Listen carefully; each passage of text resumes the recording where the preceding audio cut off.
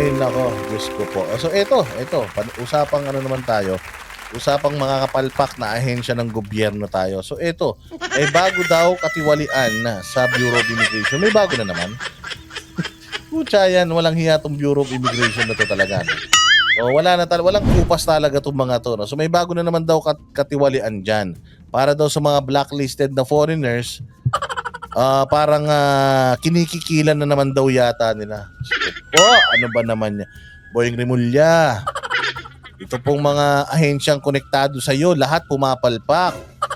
Palpak ang Bucor, palpak ang NBI, palpak ang BI.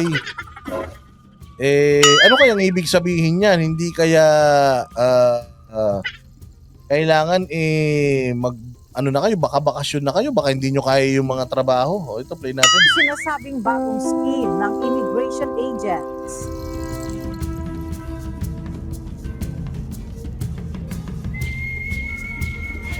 Rimulya, ang isang dayuhan, Ella, isang blacklisted na dayuhan. Ibig sabihin nito ay hindi na siya pinapayagang pumasok ng Pilipinas, no? Pero kung siya ay nagbayad ng 150,000 pesos sa mga agent ng Bureau of Immigration o BI, sila ay makakapasok at makakalabas ng Pilipinas.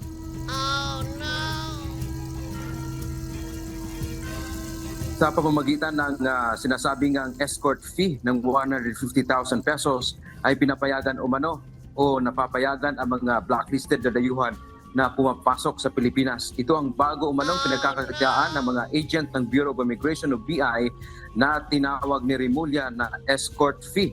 Maaring parehong mga tao din umano ang gumagawa nito, illegal na gawain sa mga nakaraang panahon. Ang isang blacklisted kasi Ella ay hindi na pinapayagan sa Pilipinas na pumasok muli dahil maaring ito ay gumawa ng isang mabigat na paglabag. May info kami na sa blacklisted persons na nakaka-travel out or in, 150,000 pesos na ang presyo ng isang escort service. Wow, may bago ka na namang expose.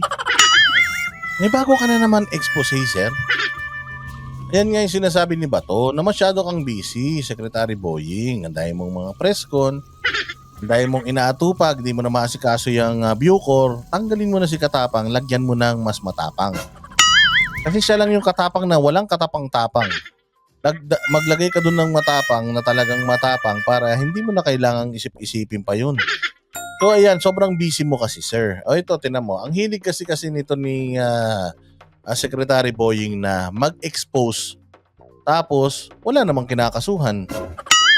Ang hilig niyang magsabi na may ganito, may ganyan, may ganito, may ganyan, pero wala naman nakukulong. Uy, what's the sense na meron kang expose kung wala naman nasasampulan? O, yung Banateros Brothers, wag na yan. At wala talagang yan, walang pag-asa talaga yan. O, ito na lang yung mga tiwali. Sabi ko nga sa'yo, pipilitin mong pitasin yung Banat Brothers Unahin mo yung mga tiwali dyan sa opisina mo. Yung mga tiwali dyan sa mga nasasakupan mo bago yung ibang tao. Yun lang, sir. Yun lang po ang ating gustong sabihin. Sa blacklisted persons. And Tingnan mo, meron kang expose, ganito yung binibigay nila sa blacklisted person. Ang tanong, para ka ring Bureau of Customs, nahuli nyo yung parapernalya pero yung may-ari wala na. Ngayon, ganun din. Merong kabulastugan pero yung gumagawa ng kabulastugan, wala naman kayo nahuhuli. What's the sense ng pagpapapreskon mo? Ano yun, nagre-raise ka lang ng awareness, mag-ingat kayo, may ganitong scheme sa NAIA, ganun ba yun? Pwede nyo nang i-commercial yan. ito, you have to look at the structure again on how it happens. So yun ang pinag-aaralan namin ulit. Nag-aaralan nyo na naman. Nag-aaralan nyo pa lang pala tapos nilabas nyo na. Di magsisipulasan na yan. Di sana sinukol nyo na muna sila tapos pag nahuli nyo sila saka nyo nilabas yung scheme.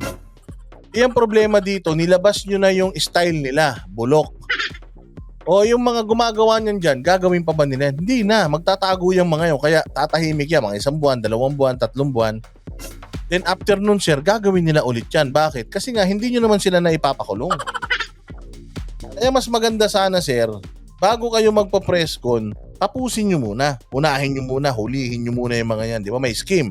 May nakarating sa'yo, intel. Confidential yun. Sige, trabahuhin natin yan. I-surveillance natin. O ikaw, tinatalaga kita dun, mag-undercover ka.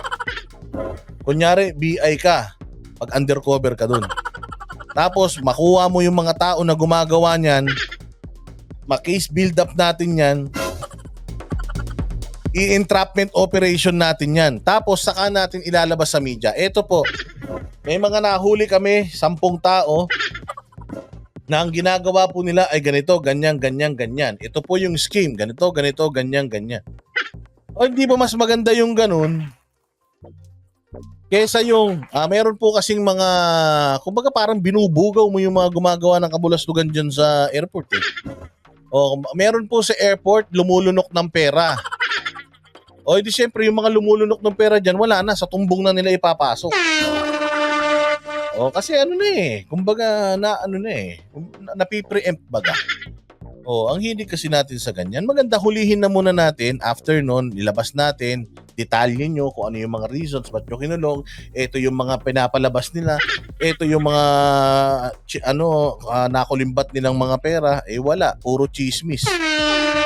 But we will be pursuing a movement of people again within immigration and reorganize many of the things. Tingnan mo, we will be pursuing people in our organization. O tingnan mo, if kung halimbawa ako yun, alam ko na ako yun, alam ko na may ginagawa akong ganun, pero hindi ko alam na ako yung tinutukoy mo, anong gagawin ko?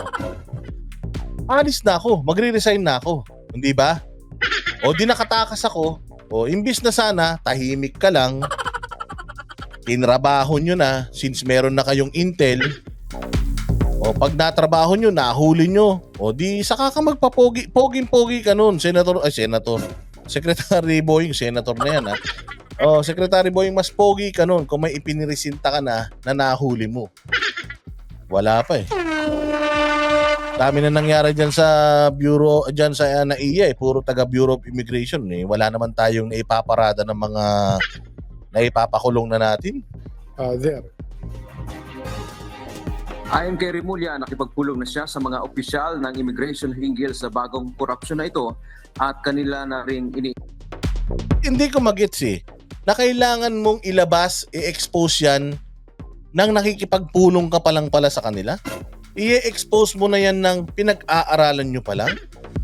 Putya, wala kayong mauhuli niyan. Parang halimbawa, merong isang terorista na nasa Pilipinas ngayon. Nakatira siya sa Marikina. Sa Marikina siya, nabalitaan namin galing mismo sa kanilang bansa na nandito daw siya sa Pilipinas at may balak magpasabog. Ako yung terorista. Putya, tutuloy ko pa ba yung plano ko? Hindi na. Alis na ako ng Marikina, lilipat na ako ng ibang lugar. O doon na ako gagawa ng mga pampasabog.